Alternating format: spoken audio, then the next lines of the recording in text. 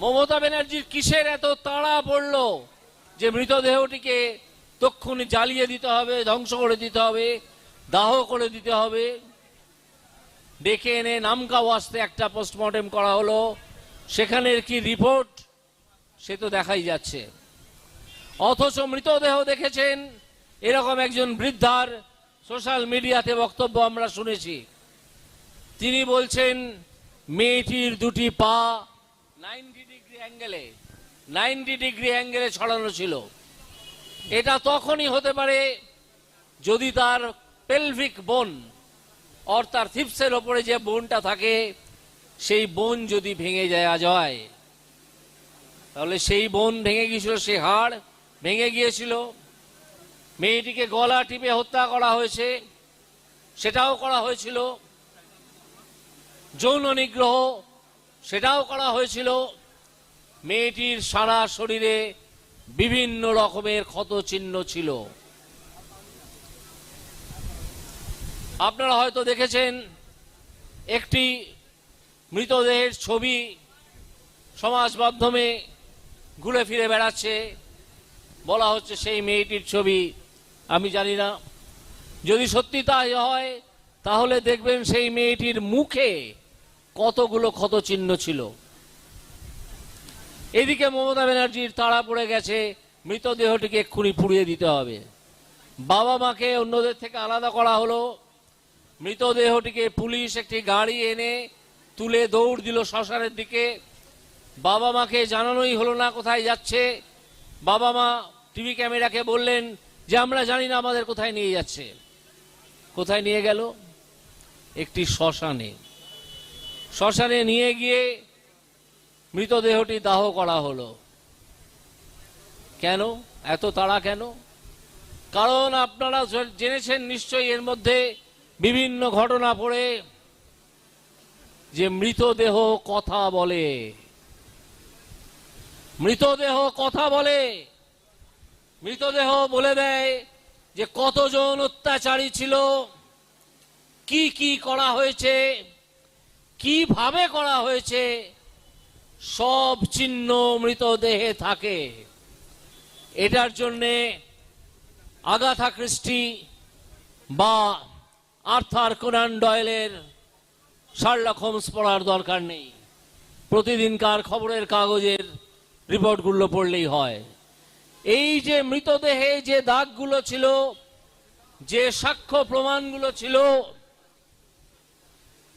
তা লুকিয়ে ফেলার জন্যে মুখ্যমন্ত্রী এত সচেষ্ট হয়েছিলেন। না হলে ধরা পড়ে যাবেন যে কতজন মিলে এই ঘটনা ঘটেছিল, কতজন এই ঘটনা ঘটিয়েছিল।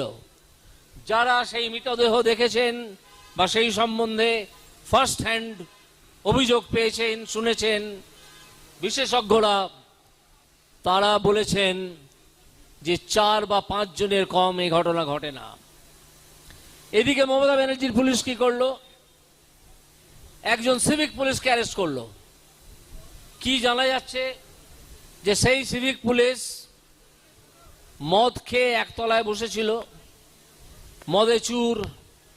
তাকে কেউ বলেছিল 4 তলায় যা, 4 তলায় সেমিনার রুমে তোর জন্য কিছু আছে। সেই ছেলেটির নাম তারকাটা সঞ্জীব।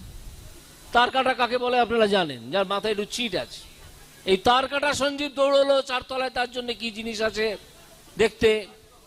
দেখে দেখলো যে একটি মৃতদেহ পড়ে আছে। সঞ্জীবের গলা থেকে একটি হেডফোন খুলে সেই দুর্বৃত্ত মৃতদেহের পাশে ছুঁড়ে ফেলে দিয়ে সঞ্জীবকে তাড়িয়ে দিল, বলল যা তোর কাজ হয়ে গেছে। এই রকমের একটি ছেলে যে হয়তো খুনে জড়িতই নেই, তাকে পুলিশ ধরে বললেই তো আমরা ক্র্যাক করে ফেলেছি, আমরা রহস্যের সমাধান করে ফেলেছি। কাকে ধরলেন ভাই? কাজ করলো 5 জন, আর আপনি একটা ছেলেকে ধরলেন যার নাম তারকাটা সঞ্জীব। আজ জানা যাচ্ছে এই সঞ্জীব তার আগে 3টে প্রস কোয়ার্টার ঘুরে এসেছিল। 3টে প্রস কোয়ার্টার ঘুরে তার নিজস্ব শারীরিক ক্ষুধা মিটিয়ে যখন সে হসপিটালে চূড়ান্ত মদ্যপ অবস্থায় বসে আছে, তখন তার পক্ষে সম্ভবই নয় কোনো যৌন নিগ্রহ করা, বা সেই তারকাটা সঞ্জীবের চেহারাটি এমন ছিল যে এই মেয়েটি সহজেই তাকে ধাক্কা মেরে ফেলে দিয়ে পালিয়ে যেতে পারত। সম্ভব ছিল। সেই মেয়েটিকে যারা চিনত, তার ক্লাসমেট, তার বন্ধু বান্ধব, তার আত্মীয় পরিজন, তারা সবাই বলেছে যে এইটুকু জোর অন্তত সেই মেয়েটির গায়েতে ছিল, এইটুকু বল অন্তত ছিল।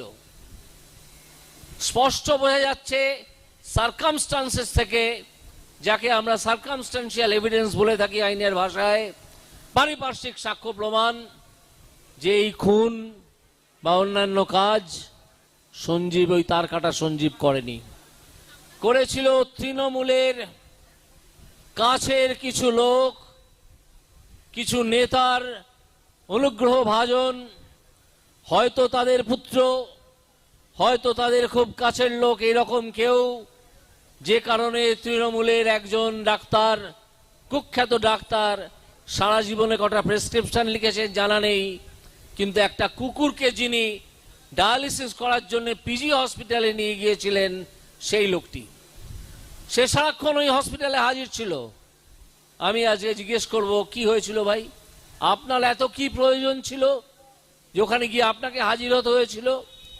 তাহলে কি আপনিও ছিলেন সেই এভিডেন্স লুকিয়ে ফেলাদের দলে? হ্যাঁ, আপনিও ছিলেন।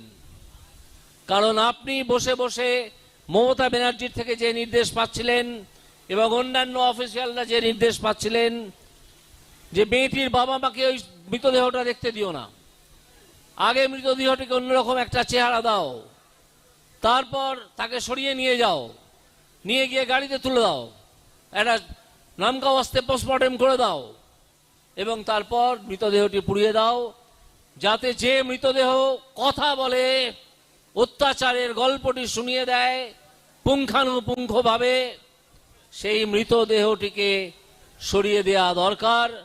এবং মমতা ব্যানার্জির নির্দেশে এই ঘটনা ঘটানো হয়েছিল।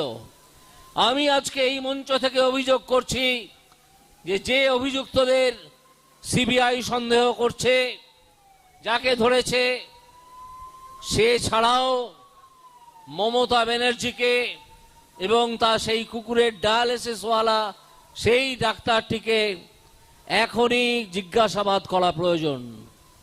মমতা ব্যানার্জিকে আজ আমি এই মঞ্চ থেকে একজন অভিযুক্ত হিসেবে ঘোষণা করছি। আমি একজন প্রাক্তন বিচারপতি, আমি 24 বছর প্র্যাকটিস করেছি হাইকোর্টে, এরকম অনেক ঘটনা দেখেছি। আপনারা হয়তো জানেন কিছু গ্রামের দিকে কিছু প্রাইভেট শ্মশান আছে, সেই প্রাইভেট শ্মশানে কোনো মৃতদেহ দাহ করে ফেলা হয়, কেউ কিছু জানতে পারে না। এই ঘটনাটা শুরু করেছিলেন আমাদের এখানের মার্ক্সবাদী বিপ্লবী নেতারা, তৃণমূল সেটা চালিয়ে গেছে এবং যায়। একথা আপনারা যারা শহুরে মানুষ আমার মতো, তাদের কাছে হয়তো অবিশ্বাস্য ঠেকবে, কিন্তু ঘটনাটা সত্যি। তো এইরকম ভাবে যে তথ্য প্রমাণ লোপাট করা হয়, তা মমতা ব্যানার্জি, যিনি অন্তত গত 30-40 বছর ধরে রাজনীতি করছেন, তিনি খুব ভালো করে জানেন।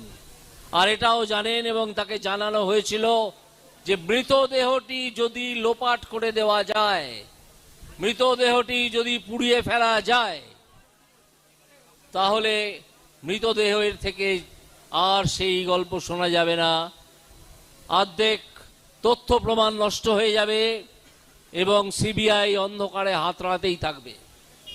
এদিকে তার আমচা এবং চামচারা আওয়াজ তুলবেন যে সিবিআই তুমি 4 দিনের মধ্যে রিপোর্ট দাও, যেন তিনি সিবিআই এর কোনো কর্তা।